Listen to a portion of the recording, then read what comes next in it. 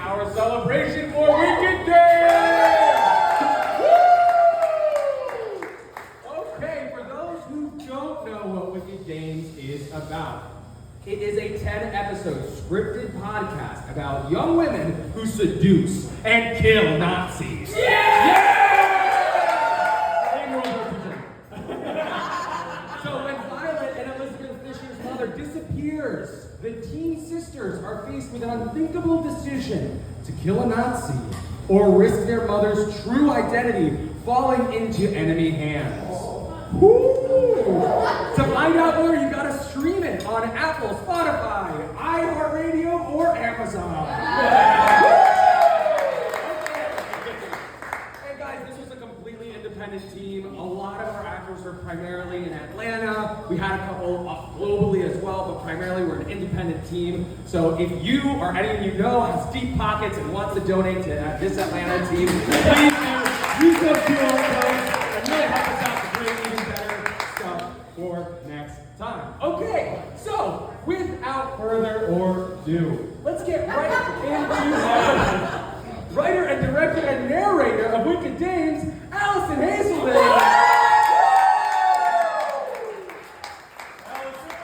Alison, how are you feeling today? A little bit like I'm on a game show. Classic, right? Okay, so let's talk about, how this came to be, right? So what really inspired you? Because this is a pretty intense kind of topic to really talk about. So what really inspired you to write about women seducing and killing Nazis? Real life experience.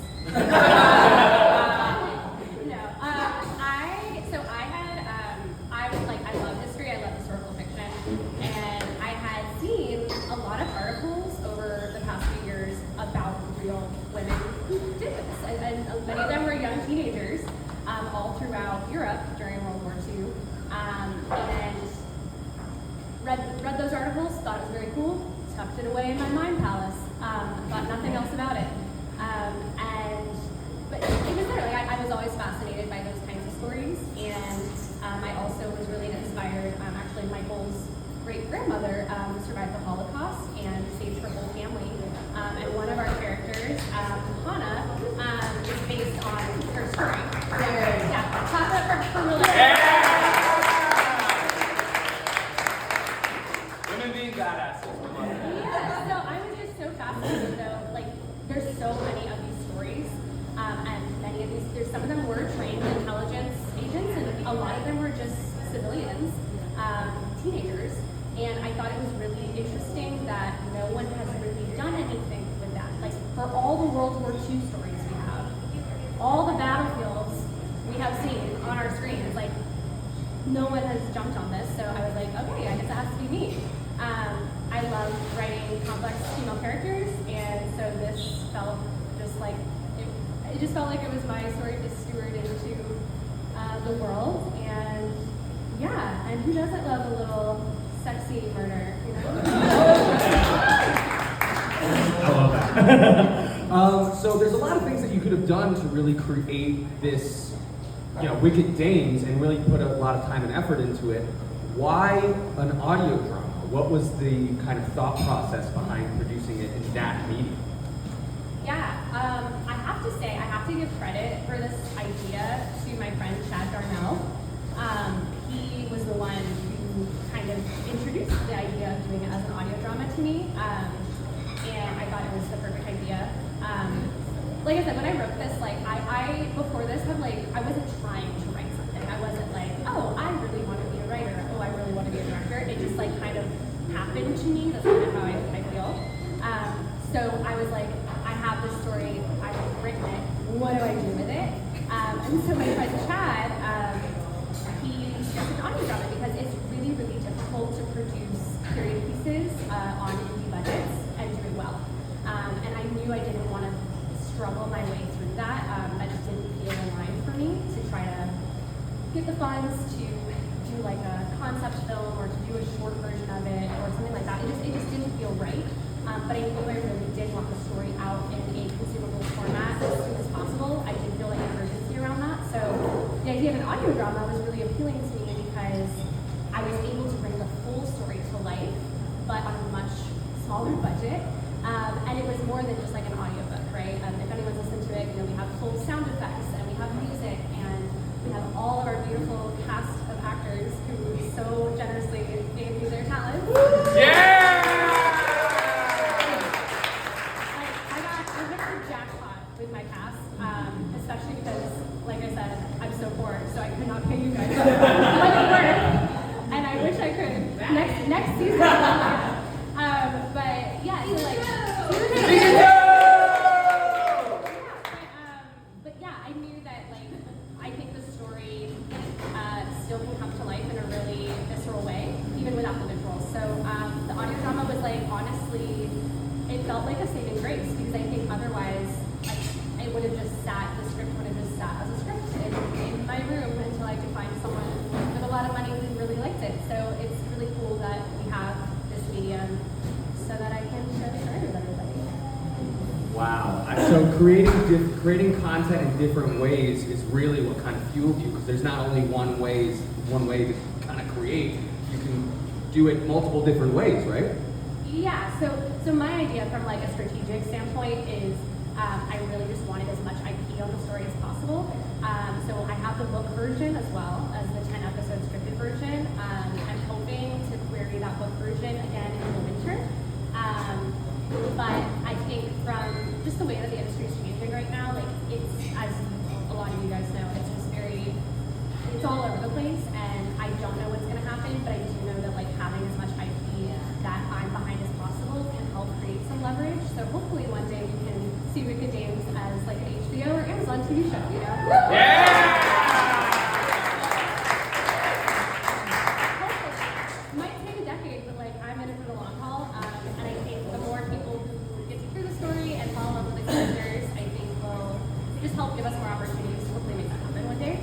So it is like honestly a really fantastic medium that I think a lot of us forget about. A lot of us actors, especially like in the indie space, like we're always so quick to jump straight to film because we love it, and like I get it because I love it too. But I think this is kind of an untapped little side avenue that can really open up more opportunities for more of these stories to get out there. Yeah, absolutely. So let's kind of shift our focus not to only about Allie, but let's start talking about Wicked Dames.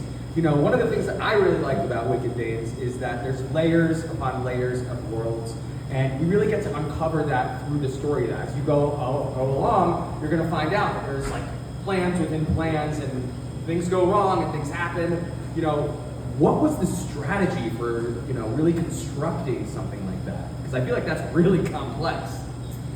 Yeah, I'll say my cast here will know because they know all the spoilers, but for the rest of you, episodes 1 and 2, which are out now, really are only the tip of the iceberg. I was really inspired, weirdly enough, by like the formatting of Game of Thrones for this, where you have a bunch of different characters in different places, and they seem very separate, but then as we go through the story, you find out that they're all connected in some way or meet each other in some way. I love like that onion feel, like as a consumer, like I just love that. Like it makes me so happy, which is obvious because like I put a freaking coded letter in this, so I'm a nerd. I love the puzzle, I love the mystery, I love the fact that you don't quite know who everyone is right away.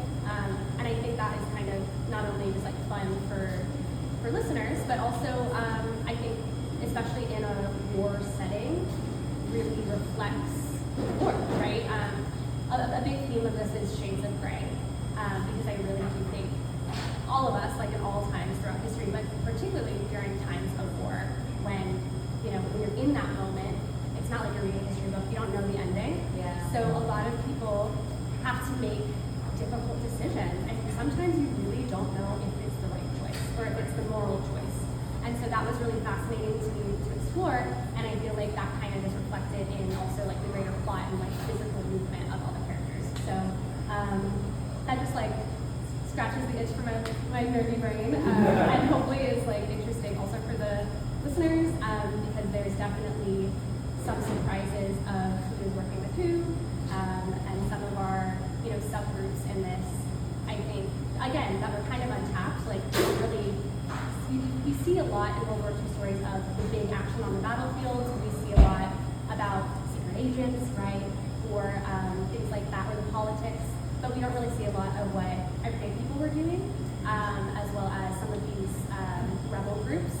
And not all the rebel groups agreed on how to do things. So that was really fascinating to me, and all kind of tied into that like shades of gray kind of theme. We love all 50 Shades of Grey here. Okay, so I actually have a question. You know, what was some of the other project inspirations that you got from to kind of create the Wicked Dames story?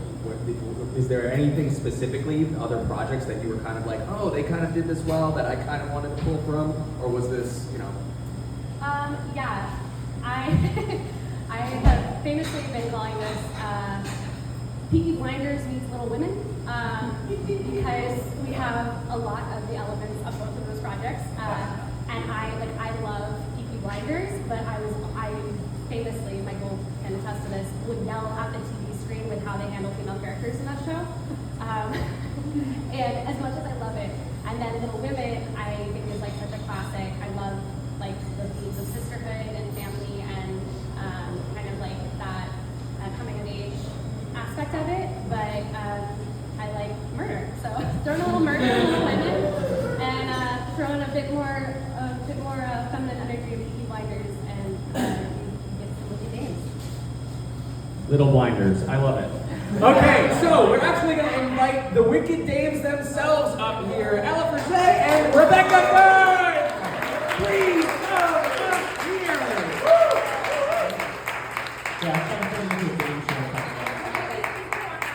Yeah, I'm gonna ask you questions, and then I'm gonna give you the mic, and then you're gonna answer them. That's Perfect. Okay. Yeah, it's a game show. Okay, so you know we were already talking about audio dramas, right? Very different type of medium. You know, you guys are coming from film, TV backgrounds, theater backgrounds. You know, what was it like doing an audio-only project? I was mentioning earlier that it was very different to go into audio and be honestly very different at the end of it. I was like, wow, this is all audio. And it just really surprised me. And Alison was really amazing being every single character. And so it's really fun to meet people for the first time and be like, wow, your voice and your face is so fascinating how people can just lock into new phases with their voice. And it's just such a fun tool. I personally haven't tapped into much yet. So this was a great opportunity to be able to do that. So it was just really interesting to me how to vocalize emotion rather than being able to have the tool of my face. So. Yeah, I think like the imagination aspect is just so fun. Like as the actor, you really, if you're not there in your head, it will come across in your voice. So it's just fun to allow yourself to explore, because I think with like film and TV, you know, there's a lot of times like certain parameters that we have to, you know, think about, whether it's the camera or, you know, how much am I using my face, is it not enough? And I think when you think about, you know, audio and voiceover, you only have the voice. So that's, you know, where your truth is, and that's all you really have to rely on in your imagination. That's how you get there. So, yeah. You want to? Okay, so like we were saying earlier, these characters are really complex, right? They go through a lot of changes throughout the story. You know, we've only seen the first 2 episodes, which have been great, right? Yes. But you know, I just was curious, what was something that you connected most about your character specifically? I would say her strength and taking her role within the family, because that was something when I am the youngest sister, so tapping into being the oldest sister was really fun for me, because I am very protective of my family, and that's something that really drives Violet in all that she does. So I really resonated with that, and just that drive for justice, that is leading everything that she has.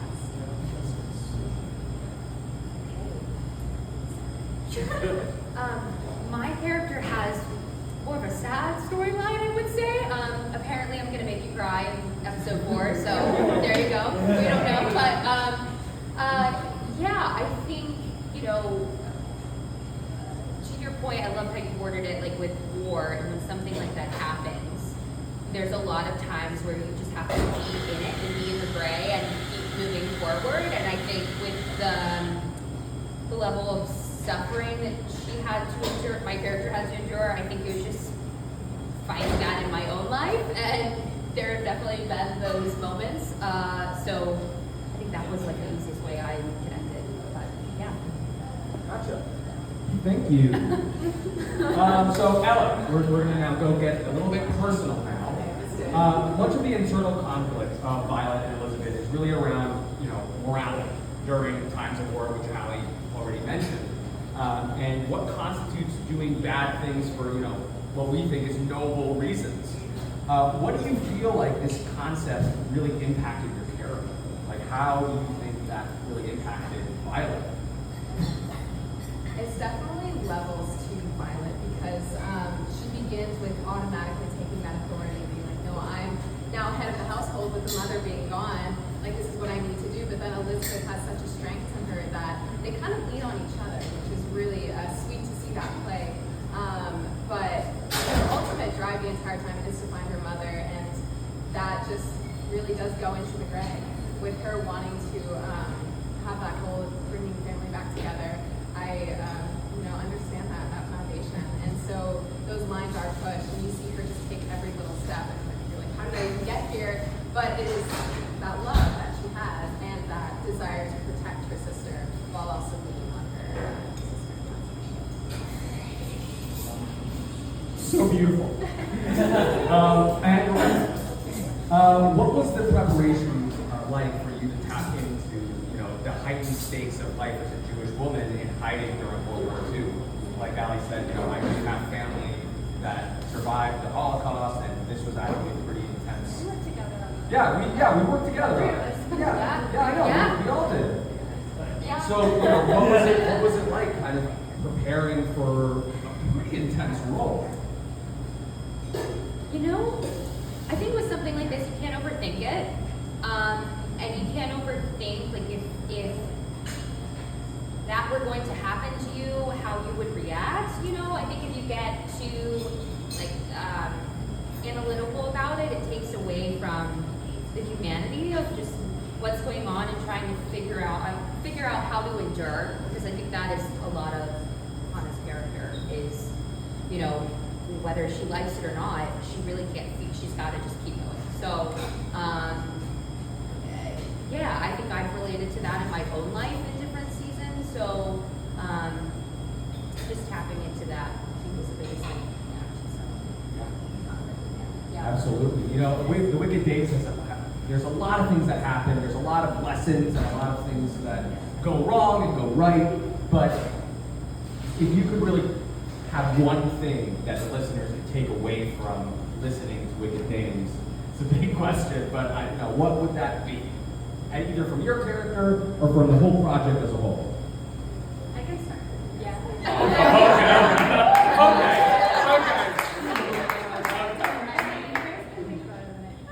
For me, I hope that at the end of this, people are inspired to lead with curiosity more as they go through their lives and interact with other people. I think, especially in our world today, we should all really benefit from that and find more common ground and connect.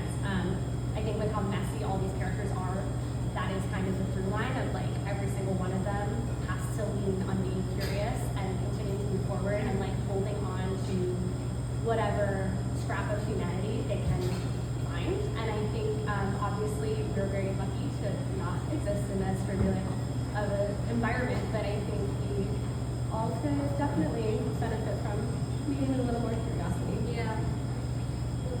Yeah. No, you have to. I just love the idea. I love the idea of having just very powerful women in the forefront because I feel like that's something I'm still learning how to be. So I just pull that from Violet, especially. But truly the idea of family is something very sweet to me. So leaning on those that you love in times of trial, I think is something that I would love for people to take away from this. I think there's a common theme of the women in the story have a lot of empathy for one another, even though they are, you know, killers. But they're also not afraid to be bold, and I think what's an example of how, you know, we as women should be able to act in society, and I think it's so cool that, you know, you have these characters acting like it in such heightened times. It's an inspiration for now too. So, yeah. That was so well said. Okay, now we were focusing so much on Wicked Dames, but a big part of why Wicked Dames was successful is because we did it in Atlanta. You know, right? We love our actors. So, you know, seeing that, what types of projects are you hoping to see more of in Atlanta? Any. I agree with you. I agree. But if we wanted to get a little bit more specific, what type of, if we wanted to, if we had, you know, we have a blank check, what types of projects are you really looking forward to or would like to see happen in Atlanta? Well, I'm definitely going to say period pieces. I love period pieces, and so getting to lean into that is very fun, but also fantasy. Fantasy is so much fun, and book adapted series are definitely my favorite. So leaning into those two genres for me. Yeah, I feel like I'm more thinking about it on the front of the mediums in which we can act. I mean, audio drama is phenomenal way to get IP, to get started.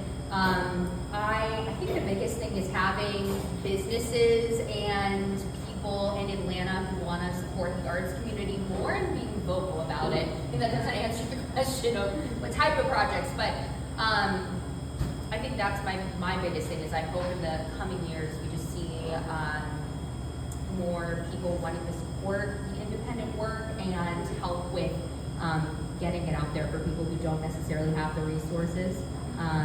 Just because there is so much here. Yeah! If you have the connections, I don't know, don't underestimate your connections. I think that's the biggest thing too. And being in spaces like this, because you never know how you can meet somebody here, and then 5 years down the line, you're creating something that could really propel things forward. So, yeah. Anyway, Everything both of them said, honestly. I think I really hope to see more Atlanta-based showrunners, writers, directors. In any genre, because I think that's gonna really be a positive trickle down, especially for our community here. I think it's really difficult when you have LA folks who are here and not really looking to be part of our community. And I think everything runs a bit smoother, you know, where we have homegrown folks at the top. And then of course, you know, we might also play. But I think that's gonna be something I would really look forward to seeing in the future. And I think to what you guys said, that I think can start and should start like from the indie space. Yeah.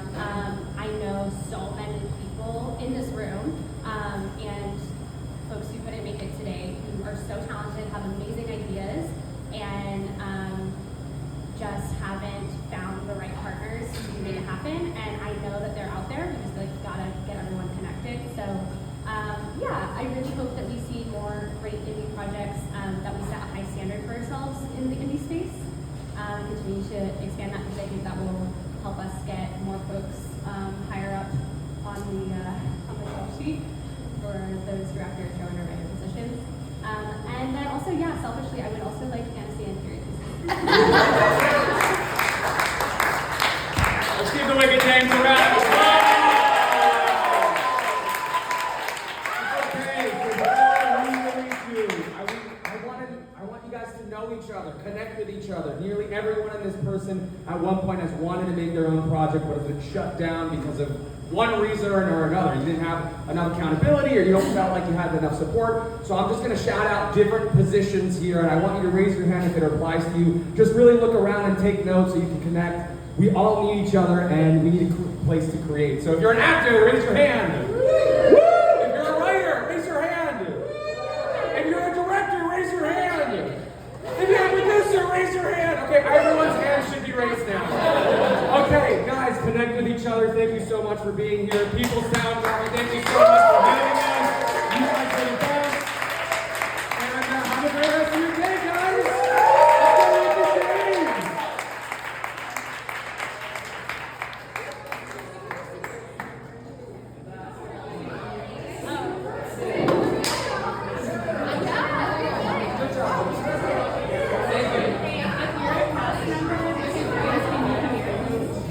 Yeah, cast members of Wicked Days, come.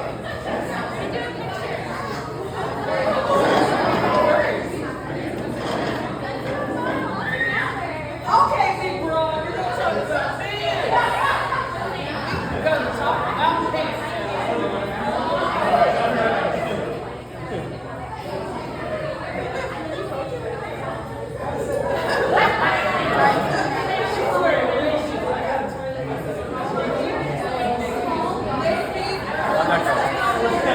How'd that go?